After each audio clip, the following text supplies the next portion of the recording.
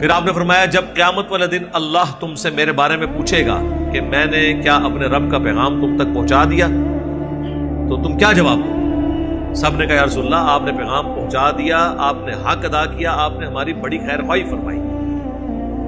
پھر نبی علیہ السلام نے آسمان کی طرف انگلی کی اور پھر صحابہ کی طرف، اللہم اشہد اللہم اشہد اللہم اشہد، اے اللہ گواہ رہنا گواہ رہنا گواہ رہنا، یہ مان رہے ہیں اس بات کہ میں نے تیرا پیغام ان تک پہنچا دیا، کیونکہ اللہ کے نبی کو پتا تھا کہ مجھ سے بھی اللہ نے پوچھنا ہے، فَلَنَسْأَلَنَّ الَّذِينَ أُرْسِلَ إِلَيْهِمْ وَلَنَسْأَلَنَّ الْمُرْسَلِينَ۔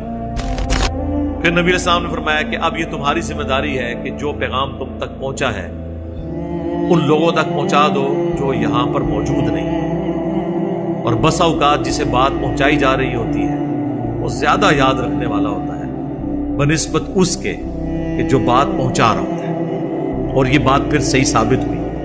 جن لوگوں تک دین اسلام کی دعوت پہنچی انہوں نے زیادہ شد و مت کے ساتھ اسے قبول کیا۔ آج بھی آپ دیکھ لیں دنیا میں 80% مسلمان جو ہے نا وہ نان عرب، عرب تو 20% ہے جن کی زبان میں نازل ہوا تھا۔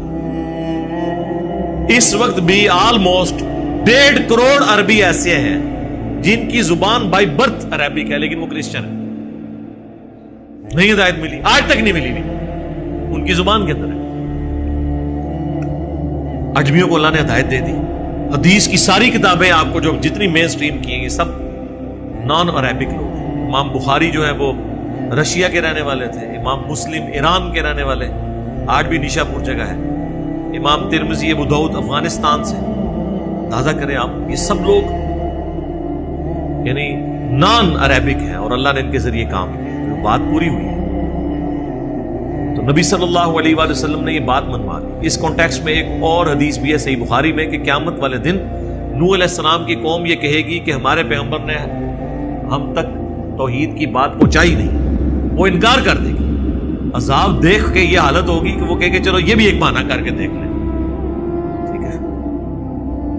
لیکن پھر بخاری کے الفاظ ہیں کہ نبی صلی اللہ علیہ وآلہ وسلم کہتے ہیں کہ حضرت نوح علیہ السلام کے حق میں میری امت گواہی دے گی کہ نوح علیہ السلام نے پیغام پہنچا دیا تھا، کیونکہ قرآن میں تو حضرت نوح علیہ السلام کا ذکر کتنے شد و مد کے ساتھ ہے۔ سورۃ الاعراف میں بھی پہلی جو تفصیل ہے وہ حضرت نوح علیہ السلام کی آئے گی کہ انہوں نے کتنی محنت کے ساتھ، پھر سورہ نوح میں تو کیا سوز و گداز ہے۔ تو امت محمدیہ یہ گواہی دے گی کہ نوح علیہ السلام نے پیغام پہنچا دیا تھا، اس لیے یہ امت بھی گواہ ہے، حاضر و ناظر نہیں، سرکار گواہ ہے۔ اور وہ گواہی کس بنیاد پہ دے گی؟ قرآن کی وجہ سے۔ اس امت نے تو نہیں دیکھا ہوا نوح علیہ السلام کو، نہ انہیں دعوت و تبلیغ دیتے ہوئے، ٹھیک ہے، قرآن کی بنیاد پہ گواہی دے گی یہ امت۔ فَلَنَقُصَّنَّ عَلَيْهِمْ بِعِلْمٍ، اور پھر ہم ضرور بیان کر دیں گے ان کے سارے حالات دنیا کے، جو کچھ انہوں نے کیا تھا نا، حق قبول کیا یا انکار کیا، اپنے علم کے ذریعے۔ وَمَا كُنَّا غَائِبِينَ، اور ہم دنیا میں کوئی غائب تو نہیں تھے، ہم بے خبر تو نہیں تھے۔ یعنی یہاں پہ اللہ تعالیٰ نے یہ عقیدہ بھی دے دیا ہے کہ یہ فرشتے جو حساب کتاب لکھ رہے ہیں، اللہ تعالیٰ کسی حساب و کتاب کا کوئی پابند نہیں، کیونکہ اللہ کہتا ہے میں غائب تو نہیں تھا، میرے سامنے سب کچھ ہوا ہے، ہم اپنے علم کے ذریعے خود بتا دیں گے کہ کس نے کیا کیا۔ اور یہ سب سے خطرناک معاملہ ہے، کوئی شخص فرشتوں کو بھی دھوکہ دے رہے، اللہ کو دھوکہ نہیں دے سکتا۔ فرشتے ہمارے دل کا حال نہیں جانتے، الا یہ کہ اللہ کبھی مطلع کر دے۔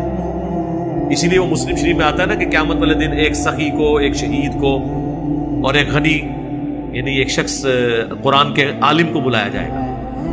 اب اس سے بڑی کوئی نیکی ہی نہیں ہو سکتی کہ قرآن سیکھنے اور سکھانے والا، اللہ کی راہ میں جان دینے والا اور اللہ کی راہ میں مال خرچ کرنے والا، ایک ایک کو اللہ تعالیٰ نیکیاں گنوائے گا جو اللہ تعالیٰ نے ان کے ساتھ نعمتیں دی تھی، اس کے اگینسٹ پوچھے گا تم نے کیا نیکیاں کی، اس کے اگینسٹ شہید کہے گا یا اللہ جان دے دی، اس سے بڑی کوئی چیز ہو سکتی تھی؟ اللہ فرمائے گا جان اس لیے دی کہ لوگ تجھے بہادر کہیں اور دنیا میں تیری تعریف ہو گئی، اب میرے ہاں تیرے لیے کچھ نہیں، اوندھا منہ کر کے جہنم میں۔ سخی کہے گا میں نے کوئی موقع نہیں جانے دیا، جہاں جہاں تو نے حکم دیا میں نے خرچ کیا۔